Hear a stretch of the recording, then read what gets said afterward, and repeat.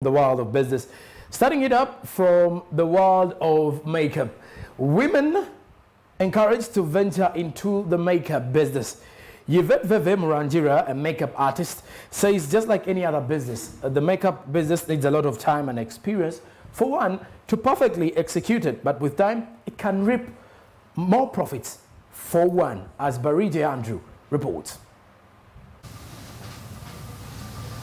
The makeup business in Uganda has steadily been growing into one of the most essential businesses, from different salons to turning mobile and later standing at an independent business which shows steady progress in terms of the growth with a number of women and men venturing into the business. Just like any other business, however, there are do's and don'ts characterized with challenges that one must deal with to encounter while carrying on. Vete Veve says among the challenges encountered by makeup artists is that most of the people haven't yet welcomed the idea of something that is affecting the growth of the makeup business in Uganda.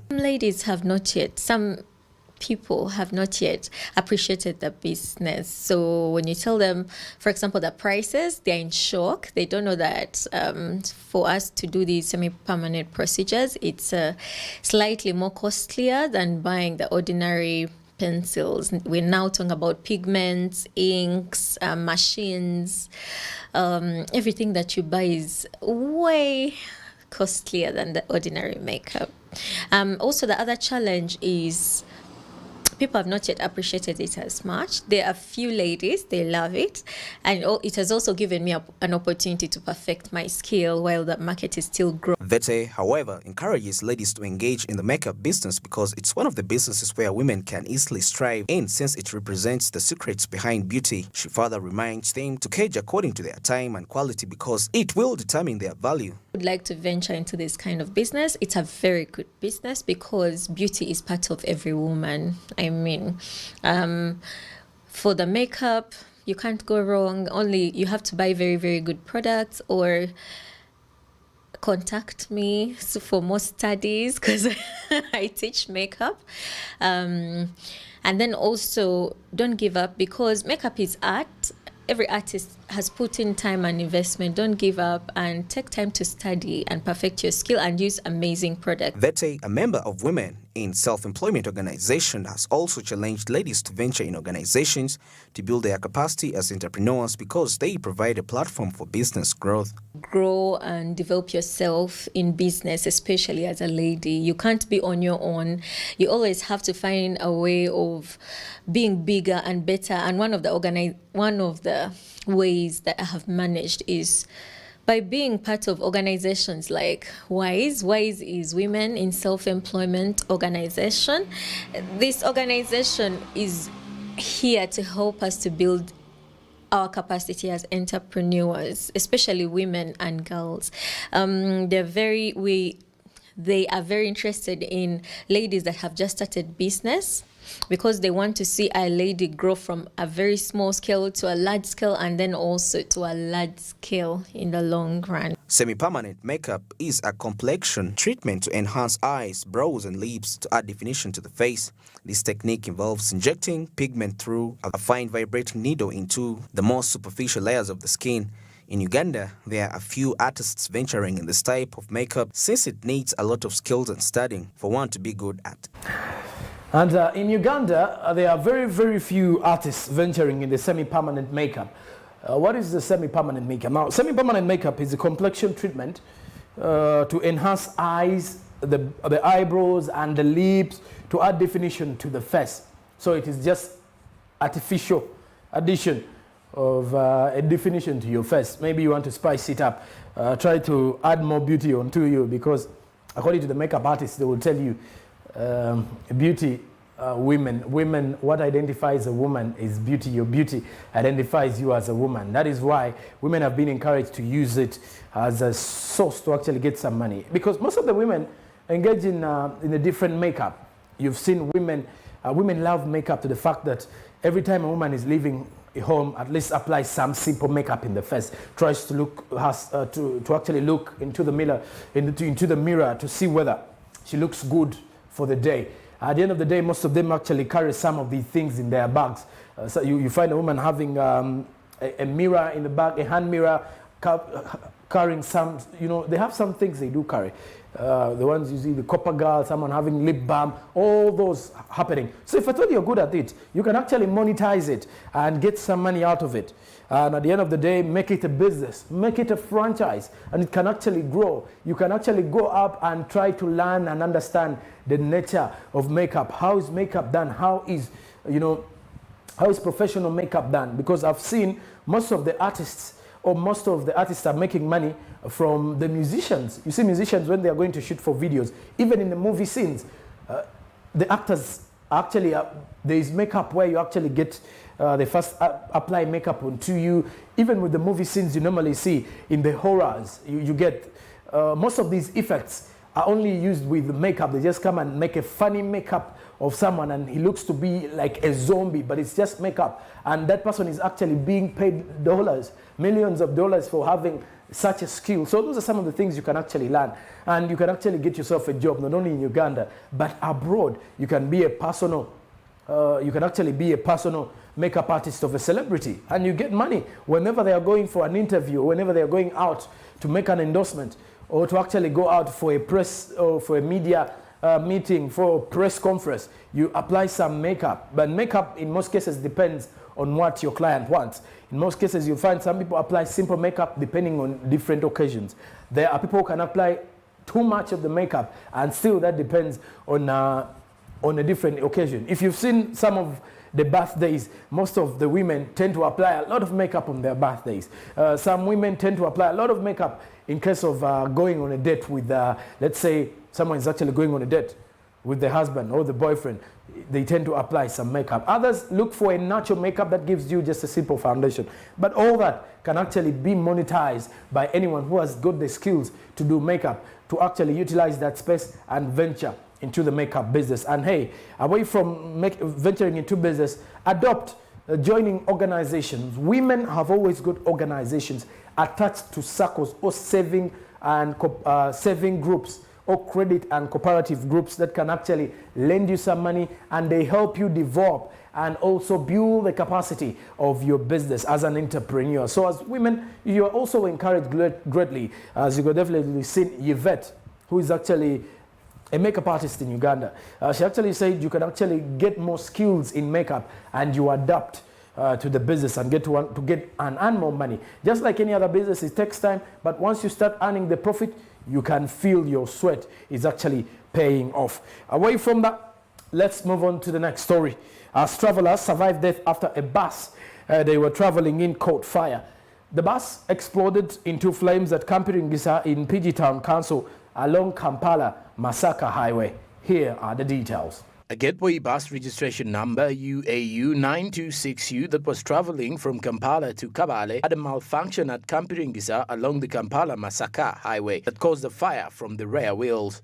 All the 37 passengers were evacuated from the bus before it was engulfed in fire, and according to a police report, all of them are safe. However, all the luggage was destroyed in the fire that was still burning by the time of filing this report. One of the survivors said there was a problem with the behind brake, and when the driver noticed it, he stopped the bus at Kampiringisa and ordered everyone out. Everyone was evacuated. The luggage was burnt in the bus. The Internal Affairs State Minister David Muhoozi told MPs during plenary that authorities will investigate to ascertain whether the fire is related to the recent spate of bomb blasts. He said that they know the bus developed a mechanical problem. Driver stopped, passengers alighted, but it got burnt. General Muhoozi added that they will ascertain whether it is related to the recent spate of bombs before the Deputy Speaker, Anita among us MPs to be cautious and careful about places they go to. The development comes 2 weeks after suspected terrorist Isaac Matovu, resident of Kamuli A zone in Chireka, Wakiso district, died when he allegedly detonated an explosive in another bus plying the same highway. A bus belonging to Swift Safari Bus Company exploded at Lugala along the Kampala-Masaka highway. After this fire outbreak, police came out with a statement and with the reference of a fire outbreak. This was an incident report by the Uganda police. And according to the police, that at around midday, at Kampiringisa checkpoint at Kamengo sub-county along Kampala-Masaka highway, a Gateway bus company registration number UAU 926U from Kampala, which was heading to Kabale, caught fire and burnt. And which the cause of the fire outbreak is yet to be established according to police, because police is going to give its final verdict today on what caused the fire. But all passengers came out alive, but their property were burnt. And you can only imagine the business community. Imagine someone who had traveled from Kabale to Kampala to purchase some stock for his shop or maybe his supermarket or something to add to his business, now heading back, and your property is all destroyed. And also look at the other travelers. Maybe some people had gone to visit relatives and taking some things for them. Everything there you can see, and it has still affected the transportation system. One, the owner of the bus company, he has lost one of his buses, so I think it is where insurance is going to step in. But also look at the driver. He has lost his source of income, where he has been earning the money from driving the bus. So with the trader community in there in transportation, you can see it has actually affected. But our prayers are with whoever lost property on that bus. And another statement coming in from the PRO, the Public Relations Officer of the Uganda Traffic, that is Traffic Police, Nampi Mafarida, ASP Nampi Mafarida. Gateway bus registration number UAU 926U, that was traveling from Kampala to Kabale, had a malfunction at Kampiringisa along the Kampala-Masaka highway. The first statement was from the police. Now this is coming in from the Traffic Police. And it caused the fire from the rear wheels, as the driver had been earlier warned about smoke from the rear, but pulled over and the fire had spread. All the 37 passengers on board are safe as of now, because they managed to exit the bus before it was entirely engulfed by the fire. The actual cause of the malfunction will later on be communicated. So this is where you can definitely see why they are still calling on individuals to wait for police to actually carry on the investigations onto why this incident did happen. And this development actually comes 2 weeks after a suspected terrorist, the late Isaac Matovu, a resident of Kamuli A zone in Chireka, Wakiso district, died when he allegedly detonated an explosive in another bus, which was actually heading in the same highway. A bus belonging to Swift Safaris Bus Company exploded at Lugala along the Kampala-Masaka highway still. And General Mohozi, the Internal Affairs State Minister, told MPs during plenary on Tuesday afternoon that authorities will investigate to ascertain whether the fire is related to the recent spate of bomb blasts. He said that what they know, the bus developed a mechanical problem. The driver stopped, passengers alighted, and the bus got burnt. Though no passenger was recorded dead, and neither did any person get damaged. It is actually get injuries. It is only their property that got damaged. Other reports that were coming in, that 39 passengers, the 39 passengers, the 37 were the passengers, then the other is the conductor, and then the other a driver, to add up to a total of 39 travelers. But then the passengers were 37, because normally when they are counting passengers, if you're in a public service van like a taxi that's supposed to have 14 passengers, they don't count the 14, they don't count the driver. Okay, away from that, let's move on to the next story. As government secures 450 billion for Kigezi tourism roads. Government has earmarked an African Development Bank grant worth 450 billion Ugandan shillings for tarmacking 6 tourism roads around Lake Bunyonyi in Rubanda and Kabale districts. Here is the story. Government has secured an African Development Bank grant worth 450 billion shillings for tarmacking 6 tourism roads around Lake Bunyonyi in Rubanda and Kabale districts. The roads are Katuna Rubaya Muko, 68 kilometers, Chanamira Nachigungwe, 20 kilometers, and Kabale Lake Bunyonyi Kabeho, 15 kilometers.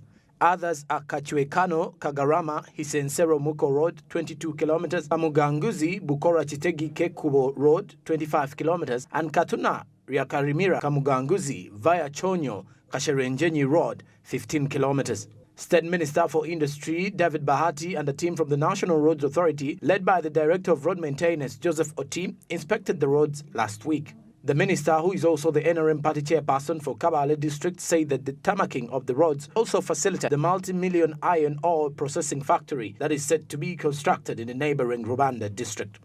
Bahati added that other tourism centers in Chigezi, such as Bwindi and Gahinga National Parks, makes the sub-region a strong attraction for foreign visitors.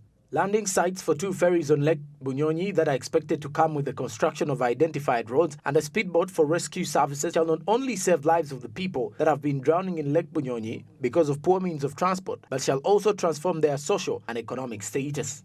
Local leaders asked Uganda National Roads Authority to use local materials and employ the residents of the area during road construction. They also asked UNRA to repair the damaged sections of Kabale Kisoro and Kabale Katuna roads, which they said have become a death trap for road users.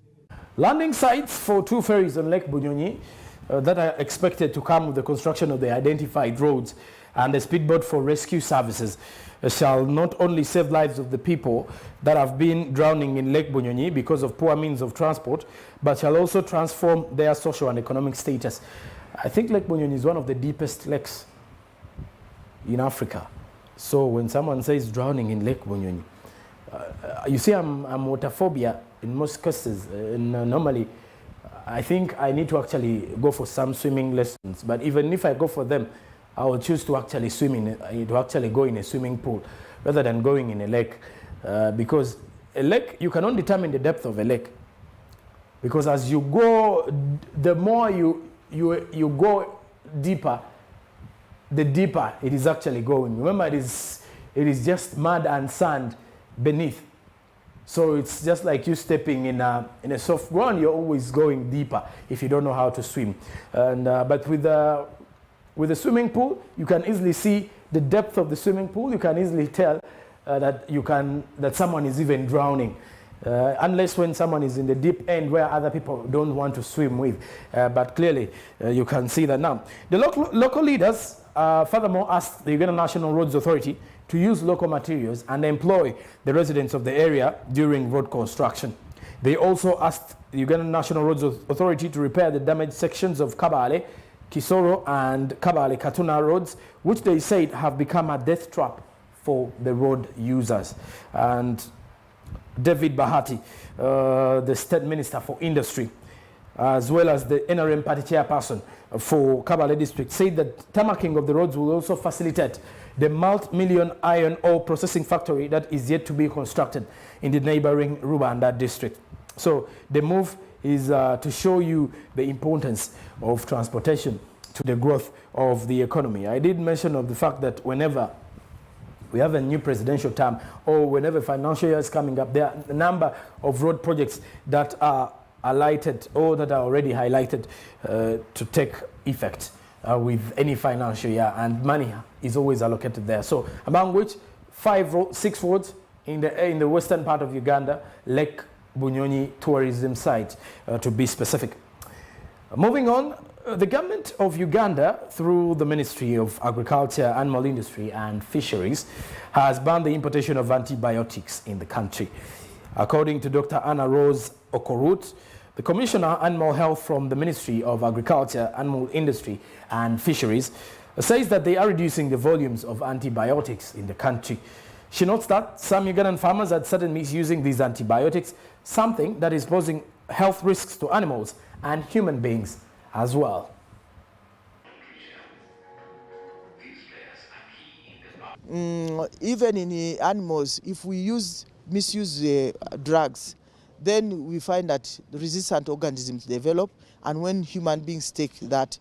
Antimicrobial resistance concerns resistance to all infectious agents, including viruses, bacteria, and parasites. Therefore, there should be initiatives intended to lay the groundwork for developing a national strategic plan for addressing antibiotic resistance and access. The government of Uganda, through the Ministry of Agriculture, Animal Industry and Fisheries, has therefore banned the importation of antibiotics in the country. According to Dr. Anne Rose Odim Okrut, the Commissioner Animal Health from the Ministry of Agriculture, Animal Industry and Fisheries, says that they are reducing the volumes of antibiotics in the country. She notes that some Ugandan farmers had started even misusing these antibiotics. One of the biggest abuses we have been having is people add antibiotics to animal feeds and feed these animals from day one of when the chick is hatched or when the pig is born, or when the cattle is born. So they use in the feeds as feed additives. So this we have banned. We are encouraging people to use antibiotics the way it is prescribed, not to put it in feed so that the animal is now exposed to the feed all its life. And then the resistance certainly will come. And by the way, even resistance occurs even in the good organisms that are not disease causing. So it's a very dangerous thing to do. So we have banned importation of antibiotics as feed additives, and we are encouraging farmers to use only antibiotics when necessary and use them for a prescribed period. This comes at an opportune time when the World Health Organization's Global Action Plan on antimicrobial resistance calling for national action plans and the Global Health Security Agenda and other regional initiatives that bear on antibiotic resistance coming to prominence. And this comes at an opportune time with the World Health Organization's Global Action Plan on the antimicrobial resistance, calling for national action plans and the Global Health Security Agenda and other regional initiatives that bear an antibiotic resistance coming to prominence in any country because it poses health risks to not only the livestock, the antibiotics that are normally given to the animals, as well as to the human people, those who actually give it out. Some are actually added to the fertilizers that are put into the soil. So at the end of the day, the food we eat can still put the health, can actually put the world or put humanity at risk, or put the human life at risk. That is where the government is actually clearly warning the individuals against the use of antibiotics and closing up the room of importing antibiotics into the country. Lastly, from our local news updates, members from the Fish Association have proposed that there should be a lawful silverfish committee to monitor and sensitize fishermen.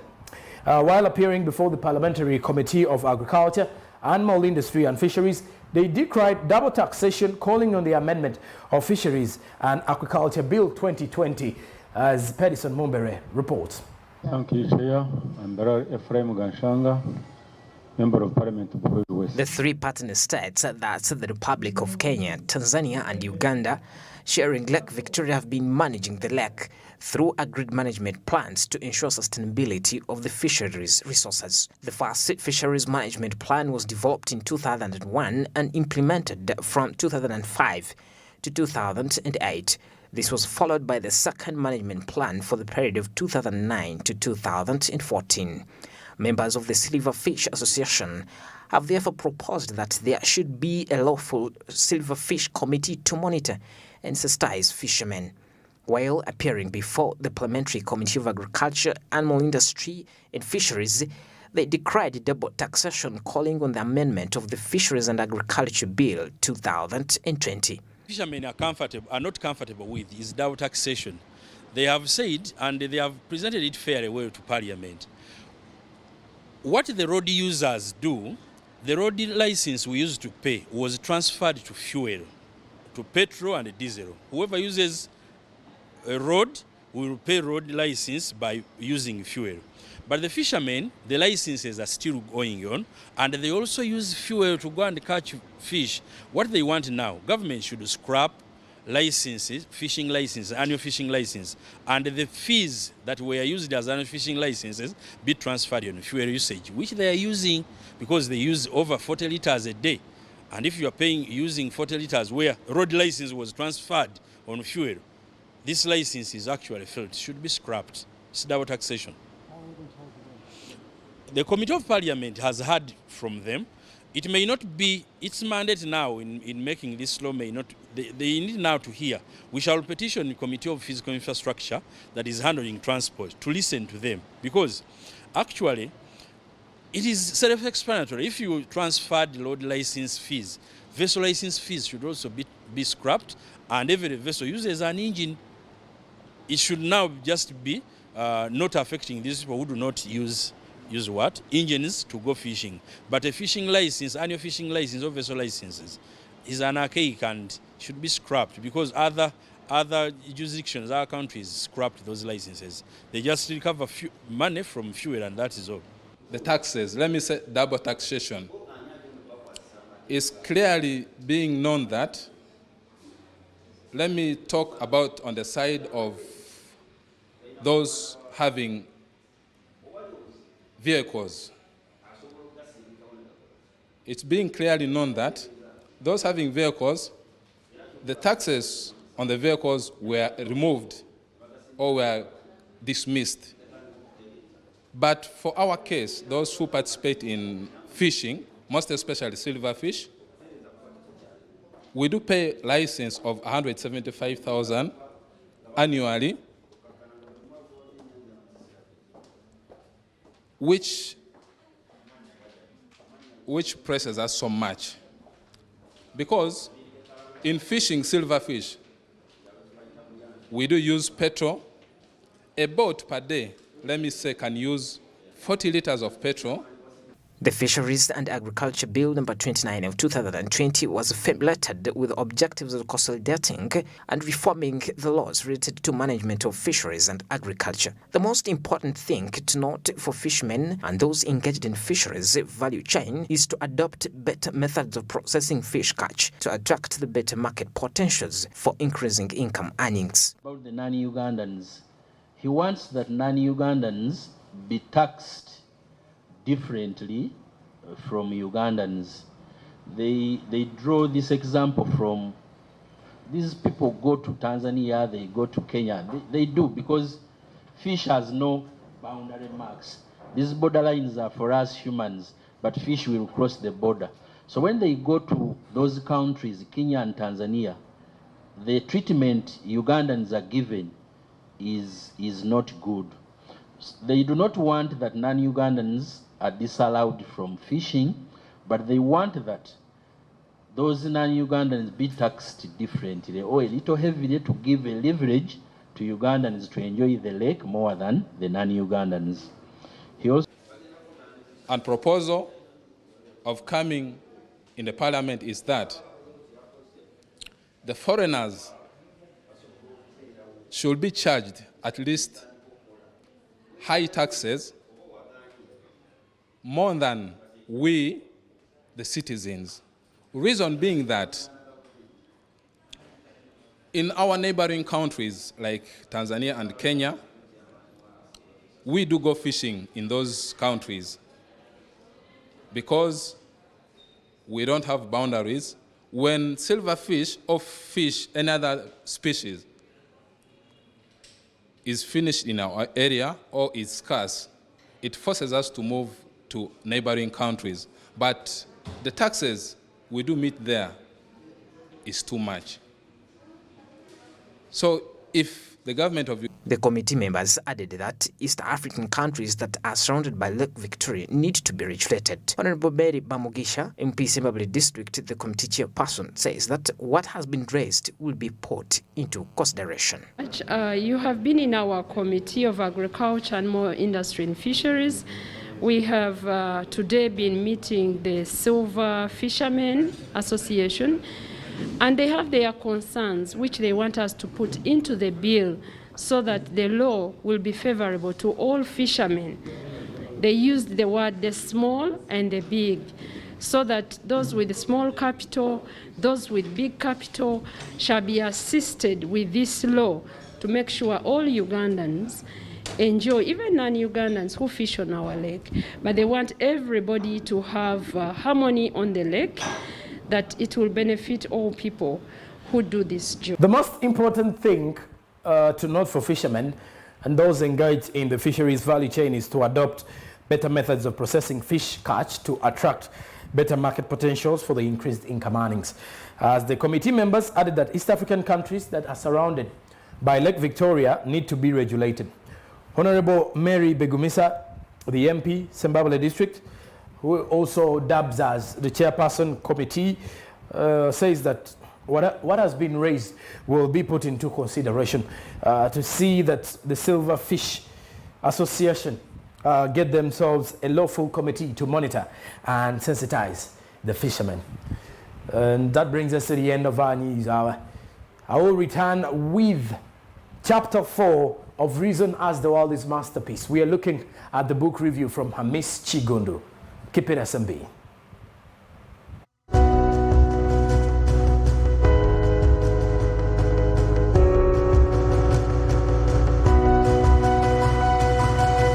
Smart 24, driving business.